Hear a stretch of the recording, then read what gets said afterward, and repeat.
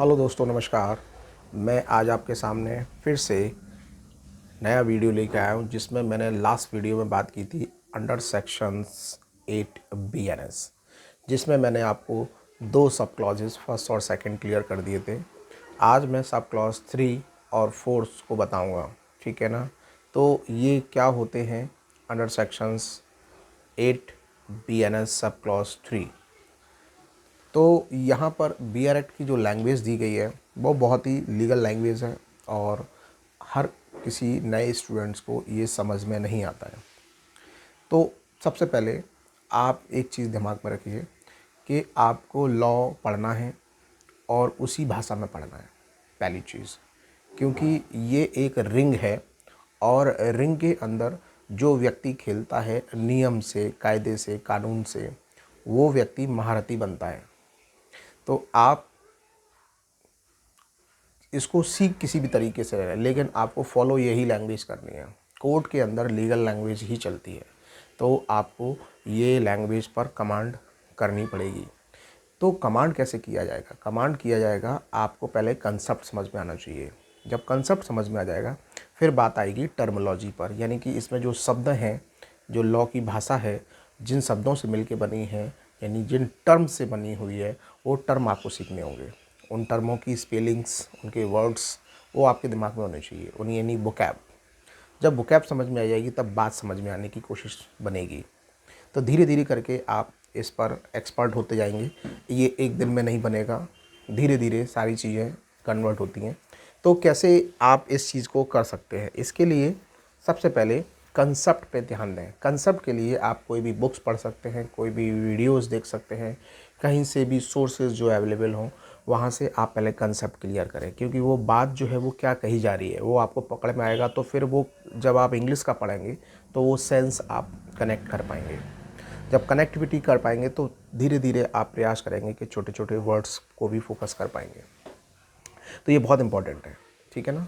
तो मैं पहले बेयरेट की लैंग्वेज को पढ़ देता हूँ, फिर इसको आपको इसको बड़ा सिंपल लैंग्वेज में इसको समझा देता हूँ। तो ये कहती है, the term for which court direct the offender to be in imprisonment in default of payment of a fine shall not exceed 1/4 of term of imprisonment is the maximum fixed for the offense if the offense is punishable with imprisonment as well as fine। तो क्या कहता है ये कहता है, ये बेयरेट कह रहा है कि अगर किसी व्यक्ति पर कारावास यानी कि इनपरिजनमेंट और जुर्माना दोनों ही लागू किए गए हैं, तो उस कंडीशंस में किस तरीके से फ़ाइन डिफ़ाइन किया जाएगा। तो फ़ाइन को डिफ़ाइन करने के लिए हम यहाँ पर एक एग्ज़ाम्पल समझ लेते हैं। यानी कि ये जो बात मैंने अभी जो पढ़ी है वो क्या कह रही है कि मान लो किसी व्यक्ति पर जो पनिशमेंट लगी हुई है वो कोई चोरी का लगा हुआ है, ठीक है। चोरी का उसको पनिशमेंट लगा है और उसे मान लो 2 साल की सज़ा हो जाती है और उस पर 10,000 रुपये का जुर्माना लग जाता है। तो उस कंडीशंस में अगर वो व्यक्ति 10,000 रुपये यानी कि सज़ा को काटने के बाद उस पर जो फ़ाइन लगा वो फ़ाइन उसको पेबल करना होगा।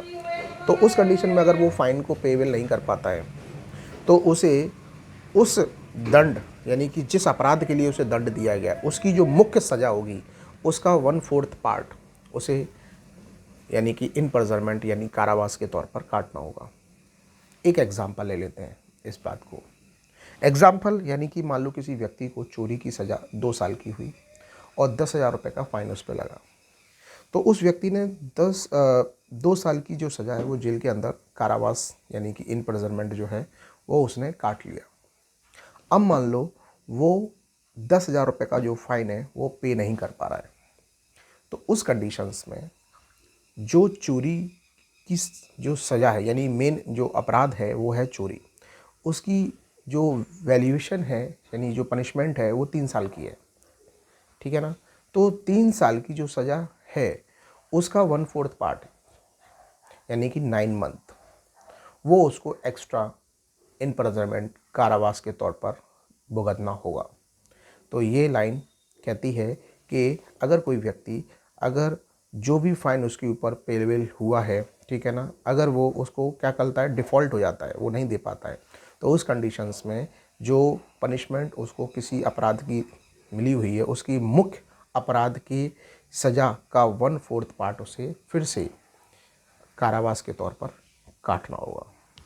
तो यही मेरा समझाने का अर्थ था।